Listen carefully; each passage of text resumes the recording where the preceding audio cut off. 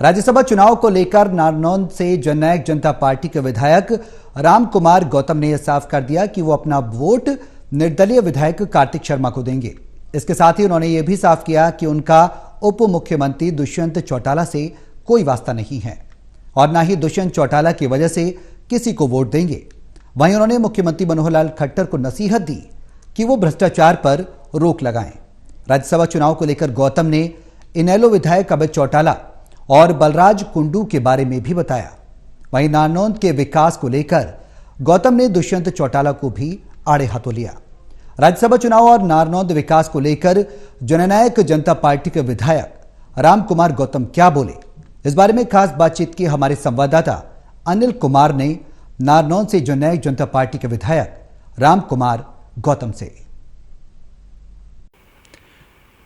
नारनौंद के विकास के लिए बतौर जननायक जनता पार्टी विधायक राम कुमार गौतम ने क्या किया है और पूर्व मंत्री कैप्टन अभिमन्यु से अपने काम को बेहतर समझते हैं या नहीं, इस बारे में बातचीत करते हैं जननायक जनता पार्टी विधायक राम कुमार गौतम इनसे। जी, ऐसा है, जहाँ तक मुकाबला है कैप्टन अभिमन्यु का, वो तो chief minister, second chief minister था, उसका मैं मुकाबला कर ही नहीं सकता। उसका मुकाबला तो दुष्यंत तो भलाई करो, क्योंकि दुष्यंत भी डिप्टी चीफ मिनिस्टर है। हम तो एमएलए बिना बात के हैं, हमारा तो कोई किसी तरह का कोई रोल है नहीं। कोशिश की थी मैंने, कई बार आवाज़ उठाई हमारे नारनौंद बाईपास के लिए, लेकिन वो चीफ, क्योंकि उसका मंत्री ये दुष्यंत चौटाला है, वो बेवकूफ़ बना रहा है, लोगों को पागल बना रहा है। अभी 2.5 साल बीत गए, अभी तक बढ़ना चाहिए था, वो शुरू नहीं करा। क्या करें, उसकी मर्जी है, लेकिन देखते हैं। मैं इंतज़ार कर रहा हूँ, मैं अभी उसकी मुखालफत तो नहीं कर रहा हूँ, लेकिन रवैया देख रहा हूँ उसका थोड़ा सा और, क्योंकि मैं उसकी वजह से एमएलए नहीं बना हूँ। मैंने जितने वोट उनने मुझे दिलाए हैं, मैं बनाया हूँ, मैंने भी उनको बनाया है, इसलिए मेरा कोई एहसान नहीं है मेरे पे किसी का भी। जैसा मैं उनकी वजह से बना हूँ, इसमें कोई शक नहीं। मेरे तो 35,000 वोट थे, उससे भी 200-250 कम, और मेरे जो 73,000 वोट आए हैं जिससे कैप्टन अभिमन्यु आ रहा है, वो तो उन्हीं की वजह से है। लेकिन मैं कोई उनका एहसान बंद नहीं हूँ। मैंने उनको बहुत वोट दिलाए हैं, बहुत, उसको बहुत दिलाए हैं, उसके दूसरे साथियों को भी बहुत दिलाए हैं। जो एमएलए बने हुए हैं, मेरा पूरा योगदान है, उनसे फालतू कराया है। हम तो एमएलए बन गए, तो वो तो बहुत पावरफुल है, उसको नारनौंद हल्के में दखलंदाजी नहीं करनी चाहिए, मदद करनी चाहिए। लेकिन देखता हूँ, उसका सिस्टम अभी शुरू हुआ है, उसका खेल, उसके बाद देखूंगा। मैं कोई कमज़ोर नहीं हूँ किसी तरह से भी। हमारी मेन मांग थी नारनौंद बाईपास की, उसको घुमाने लग रहा है वो फजूल में। और दूसरा मेन था हमारा, खट्टर साहब से हमने मांग की थी कि भाई इसको सब डिवीज़न तो कैप्टन अभिमन्यु बनवा गया था, इसमें कोर्ट बनाओ। कोर्ट के बिना तो सब डिवीज़न बेमायने है, मायने नहीं रखता कुछ भी। अभी तक कोई असर नहीं पड़ा उन पे, कुछ नहीं किया। तीसरी मांग थी एक हमारी मसूदपुर बाई, जो मसूदपुर एक वो बनना है माइनर, उसमें लोहारी रागों में काम चालू था, बंद पड़ा। सीएम साहब से कहा था, उन्होंने कहा है शायद शुरू हो जाए। वो काम ज़रूर मुख्यमंत्री जी ने हमारा करा है।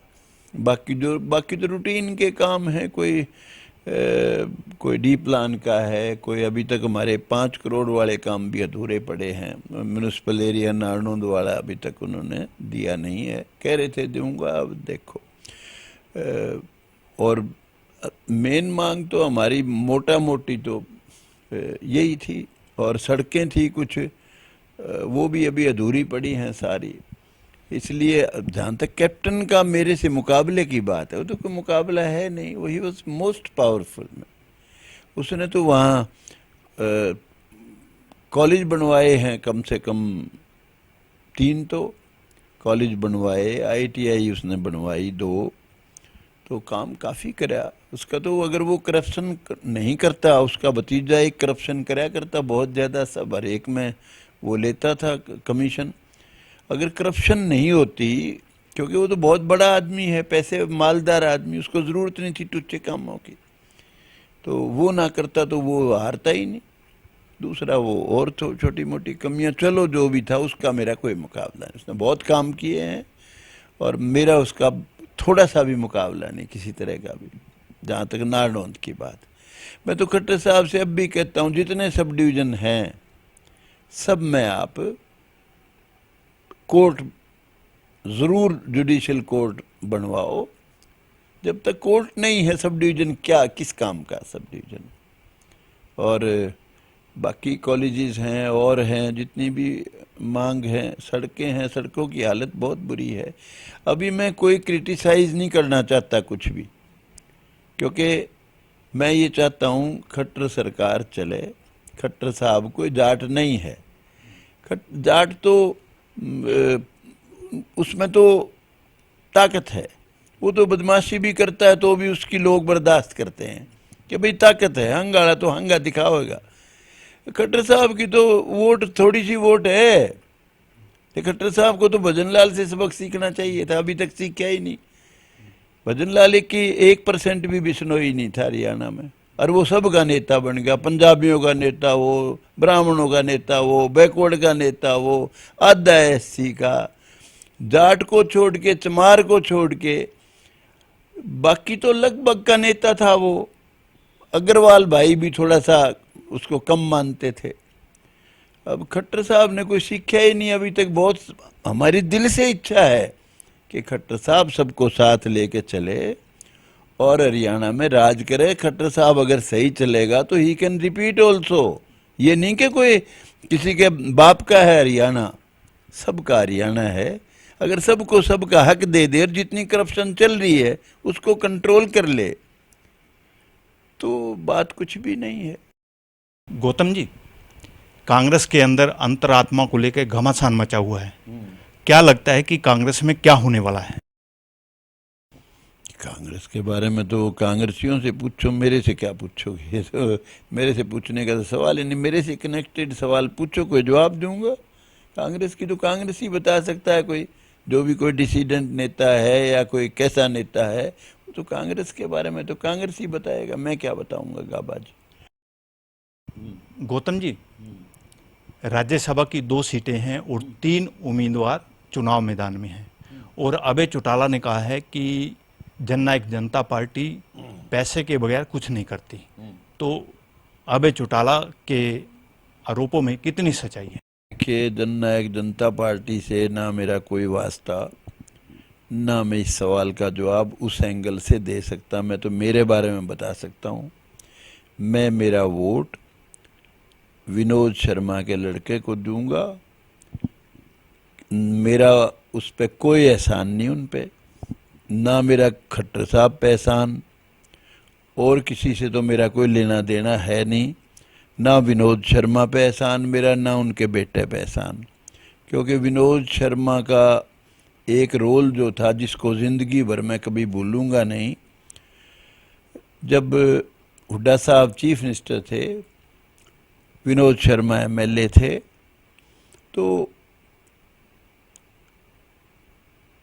भूपेंद्र हुड्डा जाट आरक्षण के लिए एक स्पेशली बैकवर्ड का वो एक प्रस्ताव लाए थे, जो उन्होंने 10% किया भी था, जाट समेत और 3-4 जातियाँ। उसी वक्त विनोद शर्मा खड़ा हो गया, उसने कहा कि आप जाटों को आरक्षण दे रहे हो तो हमें भी चाहिए 10%, ब्राह्मण, बनिया, पंजाबी, राजपूत के लिए। तो उन्होंने अड़के हुड्डा साहब से ये करवाया था, जिसकी वजह से सैकड़ों बच्चों को रोजगार मिला है। सैकड़ों कह लो, बल्कि और फालतू को तो भी। ये सारा क्रेडिट विनोद शर्मा को जाता है, एक बात। दूसरी बात, उसने अनेक जातियों के लिए डोलीदार, बूंदीदार, पता नहीं क्या क्या दार, 5-6 दार थे, डोनेशन, उसका भी एक कानून बनवाया था। उसके लिए भी बहुत सारे समाज, मैं तो बहुत एहसानमंद हूँ उसका, अनेक गरीब जातियों के लिए उसने डोली की ज़मीनों का और ज़मीनों का जो डोनेशन था उसके बारे में कानून बनवाया था। हालांकि उसमें कुछ खामियां भी थी, 20 साल से ऊपर वालों के लिए था, औरों के लिए नहीं था। उसके बाद खट्टर सरकार ने उसको ख़त्म ही कर दिया। जो डोनेशन ये पंचायतों का था, वो कहते हैं जी सुप्रीम कोर्ट से कोई ऐसा कोई रूलिंग आई है। लेकिन मैंने कहा था जी इसको आप सुधारो। अनेक गरीब जातियाँ 60-50 साल से मकान बना रखे हैं बेचारों ने, किसी ने कोई ज़मीन बो रहा है, तो कह रहे थे कुछ मैं उसमें सुधार करूँगा। कुछ हमारे जो सन 47 में आए थे और शहरों में बसे थे उनके लिए भी कानून बनाऊँगा, और 20 साल से ऊपर वालों के लिए जो भी जिस सेंस में भी ये ज़मीन दी हुई है पंचायतों की, वो भी कानून में बनाऊँगा। तो मैं, उसने इतना बड़ा काम कर रखा है विनोद शर्मा ने। मैं जब तक जीऊँगा विनोद शर्मा किसी तरह से भी लड़े, उसकी औलाद लड़े, मैं उनसे दूर नहीं जा सकता। मैं बहुत भारी, और मैं नहीं हूँ, एहसानमंद तो उसके पंजाबी भी हैं, अगर एहसान माने तो बनिए भी हैं, राजपूत भी हैं, और गरीब जातियाँ जिनको ज़मीनें मिली हैं, अनेक जातियाँ हैं। तो इसलिए मेरा तो किसी पे एहसान है नहीं, और किसी का मुझे। और जो सवाल आप पूछो, या तो खट्टर साहब से जाके पूछो कि जी आपने कितने के MLA और मिलाए हैं और कांग्रेस के कितने टूटे हैं, या विनोद शर्मा बता सकता है। मेरा तो कोई वास्ता है नहीं। बाकी सारे MLA कहीं उन्होंने बुला रखे हैं, मैं तो कहीं जाता नहीं। मैं तो डंके की चोट पे वोट दूंगा, विनोद शर्मा के लड़के कार्तिक को दूंगा, और उन पर कोई एहसान नहीं मेरा। ये लड़का मेरे कुलदीप शर्मा से भी बहुत, उनके पिताजी मेरे पिता समान थे, बड़े अच्छे इंसान थे। कुलदीप भी मेरे पास, कुलदीप अशोक दोनों भाई आया करते, जब मैं ला करा करता, बड़ा प्रेम था मेरा। उन पर भी कोई एहसान नहीं, क्योंकि कुलदीप की लड़की ब्याह रखी है। मैं तो उनका खुद कर्जदार हूँ, एहसानमंद हूँ, उन्होंने जो काम किया है अनेक समाजों के लिए। तो ये तो है राज्यसभा की बात। अब राज्यसभा का तो फंडा क्लियर है, 31 MLA जो फर्स्ट प्रेफरेंस के ले जाएगा वो बन गया, और 31 MLA कांग्रेस के पास हैं। अगर उनमें से कोई टूटेंगे, कम से कम 2-3 टूटें, और फर्स्ट प्रेफरेंस वाली वोट से अगर 2 फर्ज किया, जैसा चल रहा है कि भाई 2 आदमी आज अखबार में पढ़ा है मैंने, शायद वोट ना डालेंगे, उसमें अबे चौटाला भी है, उसमें कुंडू का भी नाम अखबार में लिखा हुआ है। फिर वो शायद 31 की बजाय वो 30 पे ना आ जाए बात।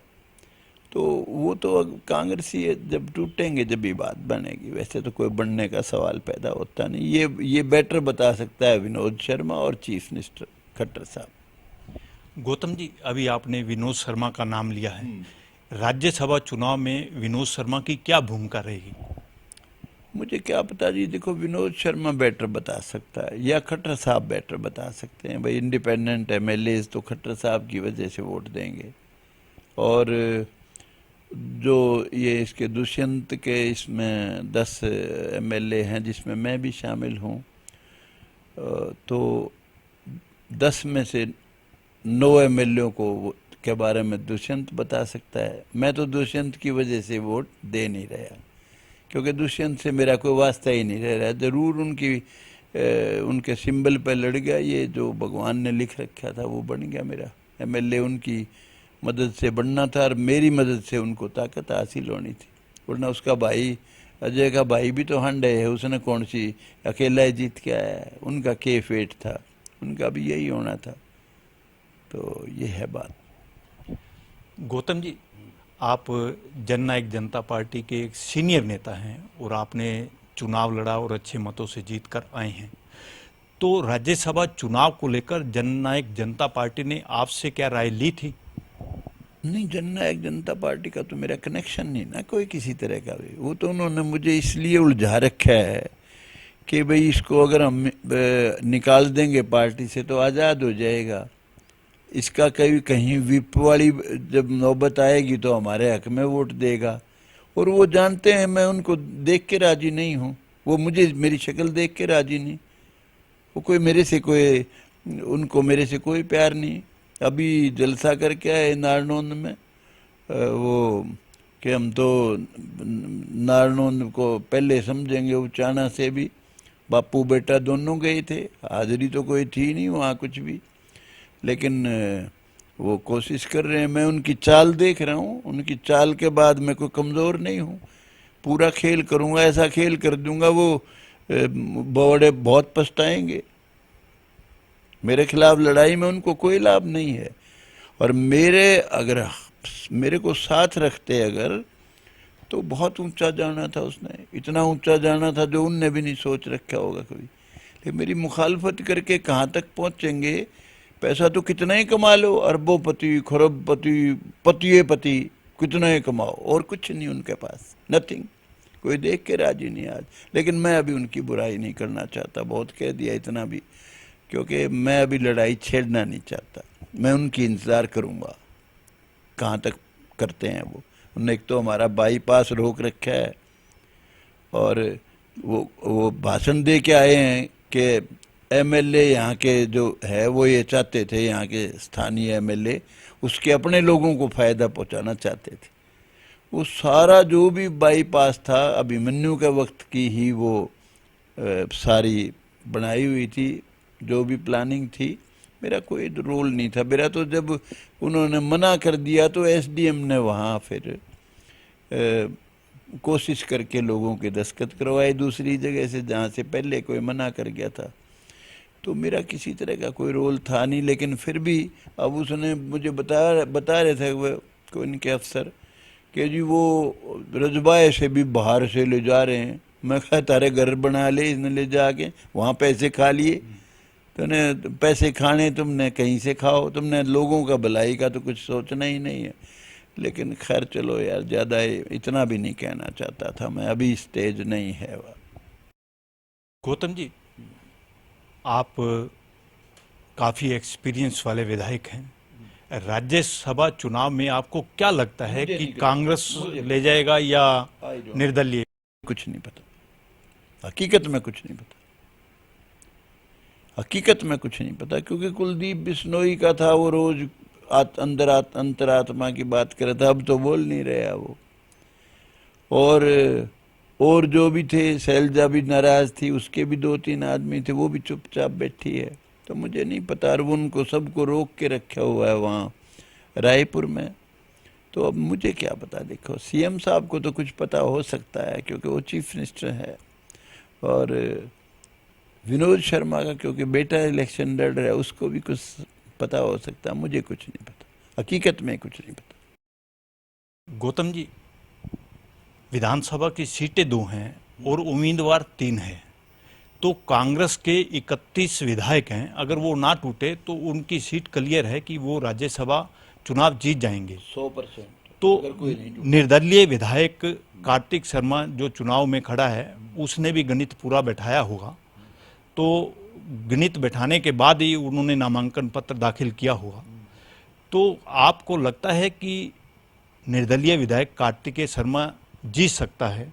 और क्या अगर कांग्रेस के विधायक टूटते हैं तो क्या इसके पीछे कोई ना कोई डील हुई होगी?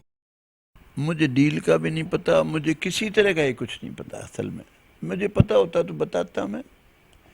ये सब कुछ जो बता सकता है सिर्फ विनोद शर्मा बता सकता, और कोई नहीं बता, या मुख्यमंत्री बता सकते, और कोई भी नहीं बता सकता। ये थे मेरे साथ जननायक जनता पार्टी के विधायक राम कुमार गौतम। इन्होंने बताया कि नारनौंद विधानसभा क्षेत्र के लिए उन्होंने क्या किया है और किसकी वजह से काम रुके हुए हैं। वहीं इन्होंने राज्यसभा चुनाव को लेकर भी खुलकर बताया। Anil Kumar, total news, Chandigarh.